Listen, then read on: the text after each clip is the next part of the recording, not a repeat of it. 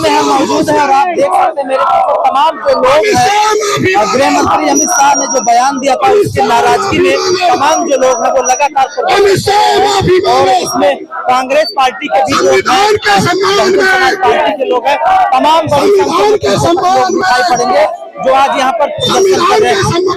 आप लोग क्या चाहते हैं जो बयान उन्होंने दिया है और आज प्रदर्शन कर रहे हैं? जो उन्होंने बयान दिया वो गलत बयान दिया है। बहुजन समाज पार्टी के जिसको अपना भगवान मानते हैं उसके खिलाफ में बयान दिया है। हम जब तक वो माफी नहीं मांगेंगे आगे संसार बहन जी के हम तब तक संघर्ष करते रहेंगे और बराबर धरना प्रदर्शन चलता रहेगा। जिस तरह से ये कहा जा रहा है और बीजेपी कह रहे हैं कि कांग्रेस के समय नेहरू जी ने भी अंबेडकर जी का रास्ता रोका हर जगह पे। उस समय अपमान नहीं हुआ था बल्कि उनका सम्मान था। महात्मा गांधी भी अम्बेडकर जी का सम्मान करते थे। वो देश के संविधान के निर्माता हैं और संसद में उन्होंने जो अमित शाह जी ने कहा है महामानव भीमराव अम्बेडकर का अपमान किया है और उन्होंने देश के संविधान का अपमान किया है।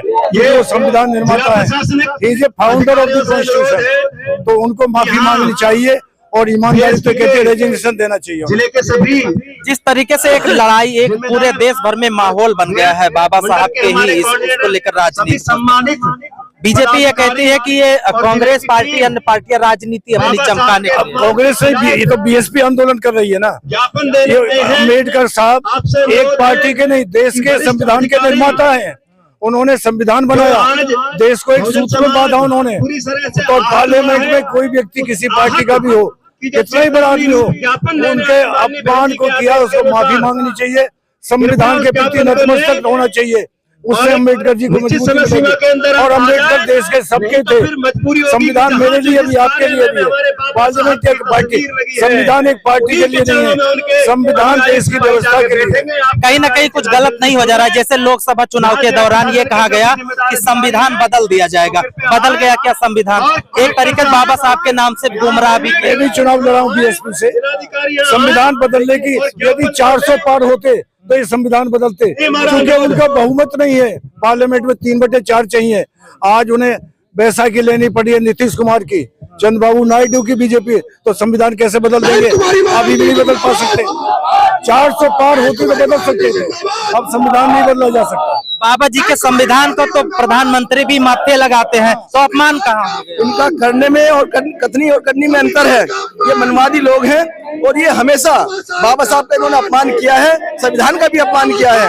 आज बहन कुमारी मायावती जी सड़कों पे है और उन्होंने तय कर लिया है कि इन मनवादी लोगों को इस देश से हटाना पड़ेगा। क्या आप लोगों के मन में है, क्या करें? हमारे मन में यह है कि चूंकि बाबा भीमराव अम्बेडकर जी संविधान निर्माता है और एक गृह मंत्री पार्लियामेंट में उनकी आलोचना करे, उनको उस तरह से डील करे कि वो कुछ है ही नहीं। हम अम्बेडकर का नाम का मतलब है भगवान का नाम। 10 साल तक बाबा संविधान को माथे कहाँ लगाया था? जब अल्पमत में आगे है संविधान की तब याद आई है। पहले संविधान को तो बराबर तो उसमें संशोधन करते रहते थे। और जब तक बाबा काशीराम साहब का एक वो था, अब हमें मजबूर सरकार चाहिए। मजबूर सरकार होने के बाद में इन्होंने ये इस तरह के अपमान किया बाबा साहब का, जो हमको बहुजन समाज पार्टी के भगवान का अपमान बर्दाश्त नहीं होगा।